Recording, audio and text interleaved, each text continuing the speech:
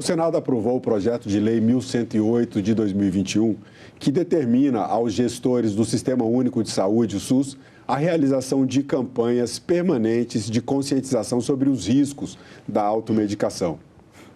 Saúde é tema de cidadania e é sobre isso que eu converso agora com o médico paliativista do Hospital Brasília, Dr. Arthur Amaral. Arthur, muito bem-vindo ao programa Cidadania. Obrigado pela sua presença aqui no estúdio da TV Senado. Obrigado, Marcelo. Obrigado pela oportunidade de falar um pouquinho sobre esse tema tão importante. Bom dia. É bem importante, né, a gente, para ter chegado a esse ponto de aprovar uma lei que determina aos gestores do SUS as campanhas, né, de conscientização sobre isso, a gente já acende o sinal de alerta, quer dizer, alguma coisa precisa ser melhorada nessa questão, né? Mas antes da gente entrar no tema da automedicação, eu gostaria que você explicasse para a gente um pouco sobre a sua especialidade, né? Médico paliativista, nem todo mundo sabe que especialidade é essa. Eu gostaria que você explicasse para a gente o que faz o especialista dessa área. Perfeito. O médico paliativista é um médico que cuida do sofrimento humano. Eu sempre falo isso. Os cuidados paliativos, ele consegue meio que resgatar a essência da medicina.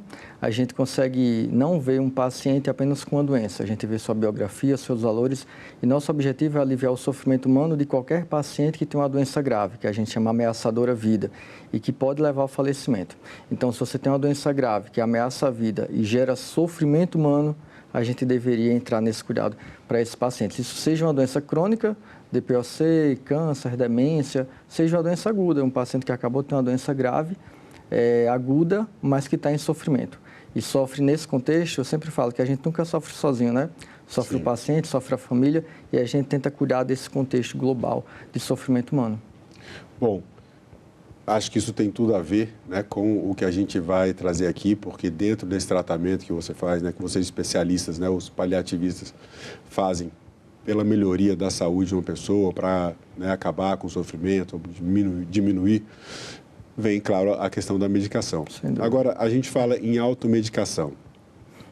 O que exatamente significa para a medicina a automedicação? Perfeito. A automedicação, como o próprio nome é um pouco intuitivo, é o ato de me automedicar. O problema não é eu me automedicar, o problema é como e sem orientação. Então, a automedicação é eu abrir uma cartela de um comprimido e ingerir o comprimido, eu estou me automedicando. O grande problema disso é quando isso é feito sem orientação, sem uma prescrição médica ou sem a orientação de um profissional de saúde, seja um farmacêutico, um médico.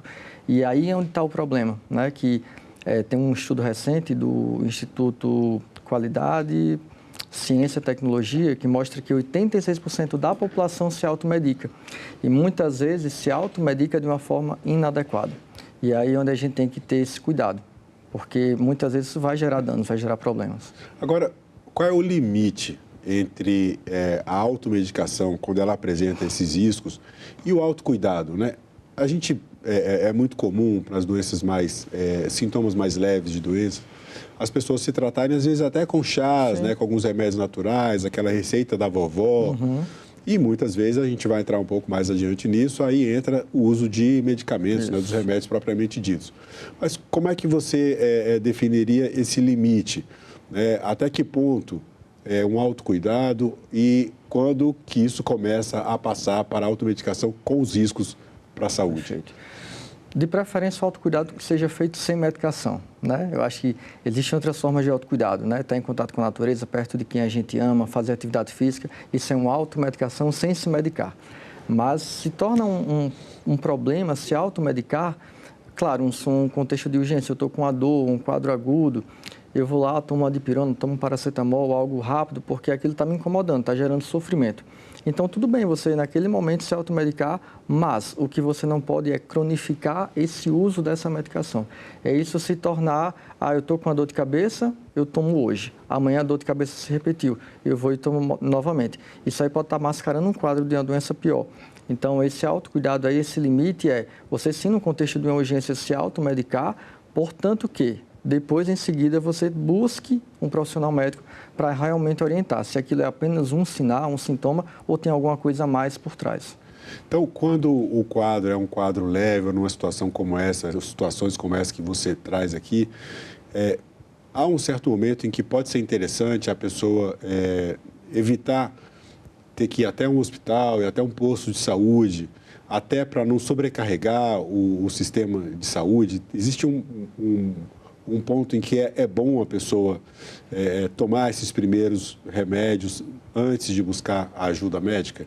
Sim, se for feito de uma forma racional e adequada, né? Então, acho que todo mundo tem uma farmácia em casa, aquelas medicações ali de uma dor abdominal, uma dor de cólica, você toma um Buscopan, se tem uma cefaleia, você toma uma dipirona. Então, como eu falei, se for um quadro de urgência, um quadro que você não consegue chegar ao atendimento médico de uma forma mais rápida, você tomar de uma forma pontual aquela medicação é proporcional. A própria OMS traz que, em alguns contextos dos países menos desenvolvidos, a automedicação é como se fosse algo mais complementar à saúde, chega a ser até complementar. O problema, como sempre tem aquele ditado, entre a dose e o veneno, é a quantidade. Ou muitas vezes a falta de orientação, ou achar que está tratando uma doença, fazendo um autodiagnóstico, né, que você não vai ter como leigo capacidade de tomar, e você seguir nesse tratamento achando que está tratando alguma coisa, quando na verdade pode estar mascarando uma doença muito mais grave. Essa questão do autodiagnóstico, que às vezes até é um hábito que algumas pessoas têm, né? Eu tenho um problema de saúde, eu já sei o que é. Tem outras fontes também que acabam levando as pessoas a se automedicarem de maneira errada. A família, às vezes, indica um tratamento. Vizinhos, amigos que já passaram por algum sintoma semelhante. Mas a gente tem hoje também o Dr. Google. Isso, né? bastante. E daí tem esse risco, porque as pessoas às vezes têm um sintoma e elas descrevem o sintoma na internet e buscam ali esse autodiagnóstico. O que você teria a falar sobre isso, assim, falando diretamente para as pessoas sobre o cuidado e os riscos que esse tipo de atitude, esse tipo de comportamento, de buscar na internet um diagnóstico para um problema de saúde, podem ocasionar como risco para a saúde da pessoa? Excelente. A tecnologia ela tem que ser uma ferramenta para auxiliar nosso cuidado, né? Nossa vida tem que ser facilitada pela tecnologia, até aí tudo bem. O problema é quando eu uso esse recurso de uma forma também irracional. Então, vamos dar um exemplo. Se a gente jogar agora na internet, caroço no pescoço. Se você for ver, vai ter uma gama de diagnósticos diferenciais, que são várias possibilidades do que significa esse caroço no pescoço. Qual o problema disso? É que esse caroço no pescoço, quando você for ver lá, vai estar assim, câncer, né? Vai ter linfonodomegalia, e aí o leigo não vai entender aquilo ali. E então aquilo ali pode gerar duas situações. Ou você vai ficar assustado, achando que você já está com câncer e está morrendo, tá, né, num contexto de fim de vida, ou aí se você vai ficar com aquele medo, você vai fazer o que com aquilo ali? Em geral, espera-se que se você ficou com medo e pensa que é um câncer, que você vai procurar algum médico, algum profissional de saúde. Ou você pode achar que é algo simples. Não, é só um cisto. Eu me autodiagnostico com um cisto, é só um cisto, isso aqui não é nada demais. E aí você vai caminhar da negligência, né, do excesso, do medo, da insegurança, e você vai caminhar para a negligência. Aquilo ali poderia ser algo mais grave e você autodiagnosticou como um cisto. E aí aquilo vai passando e podendo ser algo mais grave. Então a tecnologia ela tem que ajudar sim, você colocar o que pode ser aquele exame no Google, na internet, eu acho que não tem nenhum problema. Portanto, que aquilo seja uma ponte para levar você a procurar um profissional de saúde. E aí não tem problema, junto com o seu médico, com sua equipe de saúde, você discutir. Olha, doutor, eu dei uma olhada aqui na internet, eu acho que pode ser esses sintomas, pode ser essas doenças, o que é que o senhor acha? A gente não tem problema nenhum com isso. Agora, o que não dá é fazer um autodiagnóstico, ter certeza que é aquilo e aquele problema ser um problema muito maior ou um problema totalmente diferente. No caso de uma pessoa, às vezes, desconfiar que é um câncer, pode realmente levar ela a buscar um profissional, sim, mas, por outro lado, pode gerar uma reação contrária. Né? A pessoa não quer, por medo de ser diagnosticado com câncer, dentro desse risco, acaba evitando procurar o médico, eu não quero saber que tenho isso. Né? Isso também é bastante perigoso. A gente tem uns sintomas mais comuns aqui, essa fonte do Instituto de Ciência, Tecnologia e Qualidade fez uma pesquisa de 2018 e a gente tem aqui os principais sintomas que costumam ser tratados sem uma prescrição médica. Né? A gente vai colocar uma arte aqui, trazendo essas informações. A dor de cabeça é o mais comum, o sintoma mais comum das pessoas tratarem sem uma prescrição médica, já procuram logo um remédio, febre, resfriado e as dores musculares, que também são muito comuns. A gente tem aqui algumas outras, né, alguns outros sintomas, esses são os principais que levam as pessoas a se tratarem, né, dor de estômago, dor de barriga. Dor de cabeça. A pessoa tem uma dor de cabeça, você trouxe aqui para a gente. Às vezes, né, acaba, né, toma um primeiro medicamento, medicamentos comuns para resolver o sintoma ali de imediato. O uso prolongado, né, desse tipo de medicamento, sem a busca de uma orientação médica. Quais são as consequências que uma pessoa pode ter e o que isso pode ter, por exemplo, mascarar uma doença que seja mais grave do que uma simples enxaqueca? Isso. Se a gente vê esse gráfico aí, a gente vê que os principais sintomas é dor. Dor é intolerável, né? Ninguém aguenta estar com dor e por isso que a gente se automedica, porque ninguém consegue estar com dor. Então, a dor realmente a gente tem que cuidar e muitas vezes de uma forma mais urgente, como eu falei. E aí tudo bem você ir tomar de uma forma pontual. Só que muitas vezes essa dor de cabeça pode ser um dia mais tenso, preocupado, uma preocupação, uma tensão muscular, um problema de vista. E quem é que vai dar esse diagnóstico? Em geral, é o médico. Então, se você vai tomando isso de uma forma intempestiva ou rotineira, você pode até cronificar o processo de dor, né? Então, a gente tem que ter muito cuidado, porque se for de uma forma pontual, não tem problema. Mas se você começa a repetir esse uso e não busca um profissional de saúde, isso realmente pode estar mascarando um quadro muito pior, que a gente chama de red flags. São sinais, né, que podem indicar uma patologia mais grave, só que como eu estou mascarando, tomando uma medicação todo dia, aquilo ali vai passando e quando você for realmente ter um diagnóstico, a doença talvez já esteja muito avançada. Seja ela um câncer, seja alguma outra patologia. E aí talvez não dê mais para tratar. E a gente perdeu essa janela de tratamento porque você estava usando de uma forma irregular a medicação. Então é por esse caminho aí que a gente tem que pensar. A gente já gravou várias entrevistas aqui no Cidadania, a gente sempre traz o tema de saúde para a população, a gente traz as principais campanhas de saúde nacionais e é sempre claro aqui nos especialistas que vêm à TV Senado para falar de saúde a importância do tratamento precoce para a cura de doenças, inclusive de doenças graves com alta chance de cura, que às vezes perdendo essa janela de oportunidade do tratamento, você perde a oportunidade, a possibilidade de uma cura ou então até de uma situação que você vai ter uma vida saudável por mais tempo. Exatamente. Né? Agora, o uso, por exemplo, de dores de relaxantes musculares também é muito comum. Né? A gente está entre os tipos de medicamentos que são mais usados sem a prescrição médica. O uso prolongado de relaxantes musculares ou até remédios para dor de cabeça ou algum outro medicamento pode criar algum tipo de resistência no organismo a esses medicamentos? Sem dúvida. Não necessariamente o uso do analgésico, mas se a gente pensar que existem riscos a isso aí, né? Que vai desde, por exemplo, se você usa um benzodiazepínico, que é aqueles medicamentos para dormir, que podem levar a um grau de dependência, como por exemplo, há medicações que podem gerar resistência bacteriana, como o uso de antibióticos. Então, dependendo da medicação, toda medicação não é isenta de risco, ela pode ter efeitos adversos, que é inerente à própria medicação. Você está ingerindo um corpo estranho para o seu organismo, então aquilo pode gerar uma reação adversa. Então, você pode ter reação adversa, você pode ter intoxicações. Lembrar que, por exemplo, o paracetamol, tão simples, né, o famoso Tilenol, o paracetamol é a principal causa de insuficiência hepática aguda, medicamentosa no mundo inteiro. Né? E por que isso acontece? Por automedicação e muitas vezes de uma forma irregular. Então, você pode ter intoxicações, você pode ter reações adversas e muitas vezes esses excessos tanto de anti-inflamatórios, por exemplo, né, um ibuprofeno, nimesulida, eles podem gerar uma sobrecarga renal e hepática e prejudicar a nossa função renal e hepática e muitas vezes até levar a quadros de hemorragia. Né? Então, eu já vi acontecer pacientes com uso contínuo de anti-inflamatórios, onde tinha sido orientado 2, 3 dias e o paciente ficou usando a cartelinha lá que ainda sobrou do medicamento e aí chegou com uma hemorragia digestiva alta, né? Vomitando sangue, porque usou de uma forma errada. Esses medicamentos acabam que diminuem a proteção do nosso estômago e isso gerou hemorragias. Então, tem um custo muito alto essa automedicação muitas vezes.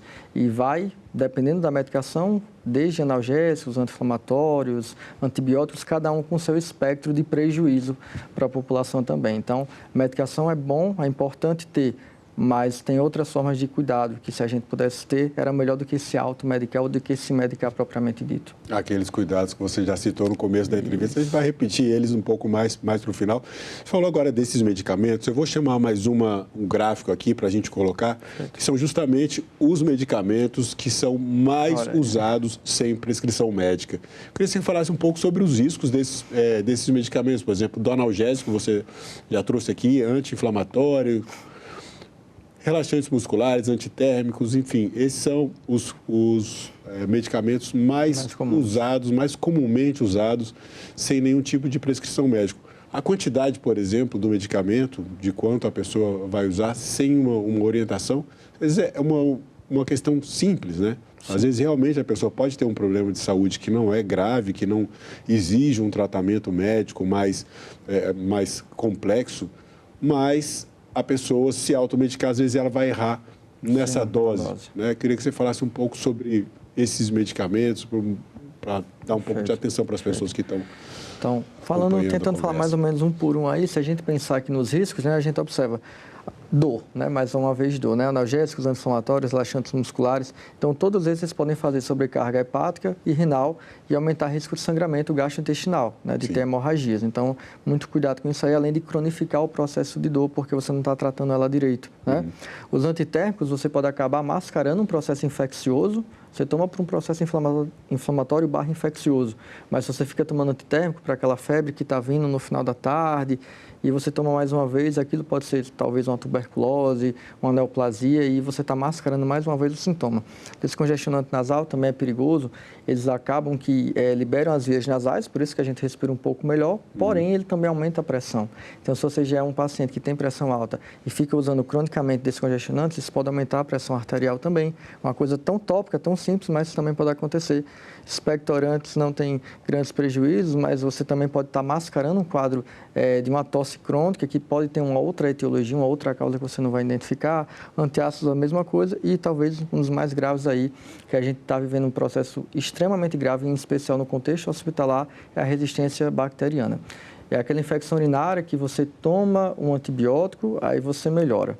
E aí você vai repetir depois esse mesmo antibiótico, depois de, 2 meses, 3 meses, e aquela infecção volta. Quando você vai tratar de novo, aquele antibiótico já não faz mais efeito. A resistência bacteriana é um problema mundial e que a gente precisa ter muito cuidado. E uma forma de evitar é se automedicando. E aí entra um pouquinho aquele projeto de lei que está no Senado, eu acho que é o 98 de 2017, onde tem por objetivo fracionar a medicação. Se não me falhar a memória, nos Estados Unidos é assim. Você vai... Pela prescrição médica, vamos dizer que o médico passou 10 dias de tratamento, são 10 comprimidos. Então, você vai receber os 10 comprimidos. Você não vai comprar uma cartela na gôndola da farmácia com 20K, né? Porque a gente compra uma cartelinha, por exemplo, a dipirona tem uma cartelinha de 10. Mas o médico orientou fazer o uso de um comprimido de 8 em 8 por 2 dias. Então, vai sobrar medicação. E o que sobra a gente deixa na farmacinha. E muitas vezes vai usar de uma forma errada ou de uma forma equivocada e sem orientação. Então, talvez a gente conseguindo fracionar um pouco melhor, muitas vezes permitindo um acesso melhor à saúde, a gente evita essa automedicação.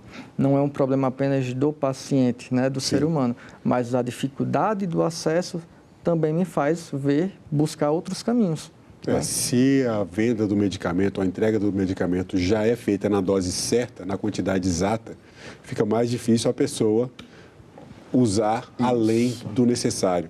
Exato, exatamente. Agora, a gente teve uma pandemia 2020, 2021, até ali 2022, e essa situação levou muitas pessoas a se automedicarem. Né?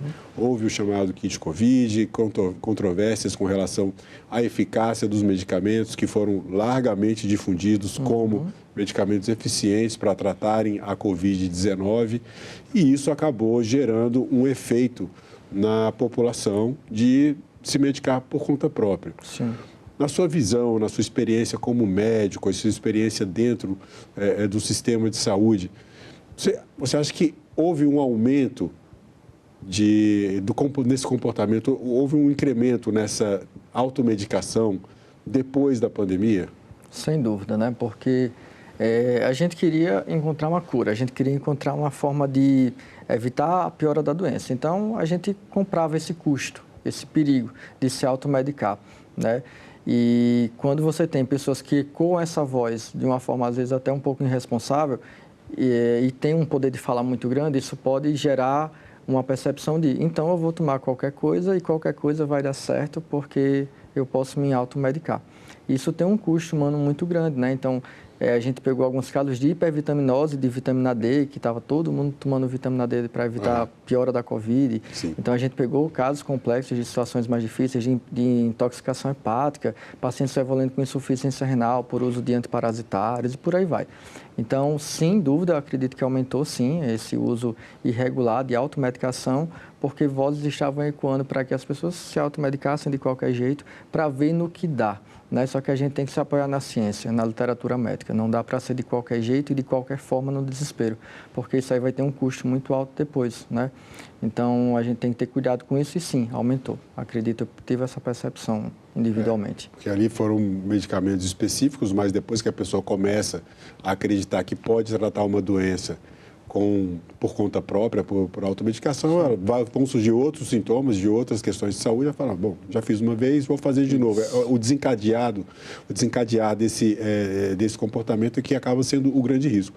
Agora, para a gente falar para as pessoas sobre como, né, quais seriam as atitudes que as pessoas podem tomar para evitar cair na tentação de se automedicar. No começo da entrevista, você já trouxe um pouco disso aqui. Eu queria que você falasse sobre isso, sobre esses autocuidados e sobre a importância das consultas médicas regulares para evitar justamente que a pessoa caia nessa tentação de se automedicar, arriscando a sua própria integridade de saúde. Com certeza. Então, a melhor forma de se medicar, muitas vezes, é se autocuidando. E para a gente se autocuidar, a gente não precisa se medicar. A gente precisa ter mais cuidado com o nosso corpo mesmo. Eu sempre falo, nosso corpo é um templo. A gente tem que cuidar bem dele. Né? Então, práticas de atividade física, se alimentar bem, nós somos o que comemos também, né? Muitas vezes a alimentação errada vai gerar patologias depois, hipertensão, diabetes. Isso vai ter que ser medicado. Né? Então, a melhor forma de se medicar é prevenindo. A prevenção é o melhor caminho. Mas nesse contexto de prevenção e de cuidado, né, além do autocuidado, consultas de rotina é importante, não necessariamente rotina mensal, mas que tenha um controle de passar por um médico pelo menos a cada 6 meses, um semestre, anual. Alguns exames também podem ajudar para evitar rastreio, para fazer rastreios de algumas patologias. Se medicar de forma correta também, né, e não de uma forma irregular. Então, se um médico passa uma medicação X por X tempo, você usar por esse período também de uma forma correta. Muitas vezes eu vejo isso, mediquei, estou melhor, vou parar. E muitas vezes você agrava a doença até piora porque você fez um uso irregular por um tempo errado, que deveria ser por 5, 7 dias, você fez por 2, 3, né? Então, tomar de uma forma regular, consultas periódicas, tem um acompanhamento de saúde, não só do médico, mas de uma equipe multidisciplinar também, um fisioterapeuta, um fono, dependendo do contexto da doença do paciente, ter esse cuidado multidisciplinar e de autocuidado faz toda a diferença para evitar a automedicação. E fora isso, como política pública, eu acho que facilitar o acesso a essas medicações. Se a gente parar para pensar, a OMS também traz que 1/3 dos pacientes que precisariam de algumas medicações básicas não conseguem ter acesso no mundo. Então, você tem um paradoxo. É como se você tivesse 86% da população se automedicando, ao mesmo tempo que muitas vezes medicações básicas para controle de sintomas as pessoas também não tivessem acesso. Acontece um pouco isso nos cuidados paliativos. Pacientes que têm dores crônicas e dores fortes têm dificuldade nesse acesso a essas medicações. Então, você vê que algo de errado não está certo, né? A gente precisa também melhorar esse caminho aí. Para a gente, é importante lembrar a questão da importância também do retorno. Você falou do tratamento, a pessoa faz o tratamento, às vezes interrompe porque acabaram os sintomas. Isso. E o retorno também é uma forma de evitar tanto a submedicação, né? Fazer o tratamento abaixo do que seria necessário, como também o excesso. Sim. A gente fala de saúde aqui, saúde é tema de cidadania e eu queria te perguntar, na sua opinião, o que é cidadania? Boa pergunta. Eu acho que cidadania é a capacidade que nós, como seres humanos, e o Estado tem de prover melhor qualidade de vida para as pessoas. Isso é cidadania, é ter acessos, é ter direitos e ter garantias e também ter deveres. Eu acho que isso é cidadania. Bom, doutor Arthur Amaral, quero agradecer mais uma vez a sua presença no Cidadania. Obrigado pelas informações. Muito obrigado, foi um prazer estar aqui com vocês. Eu quero agradecer também ao Hospital Brasília por ter indicado o Dr. Arthur Amaral e ter contribuído com essa entrevista, que é uma entrevista de cidadania. E eu agradeço a participação de vocês, você que assiste o programa Cidadania, assine o canal da TV Senado no YouTube, ative as notificações e acompanhe toda a programação do Poder Legislativo diretamente da fonte. Na TV Senado, democracia é todo dia.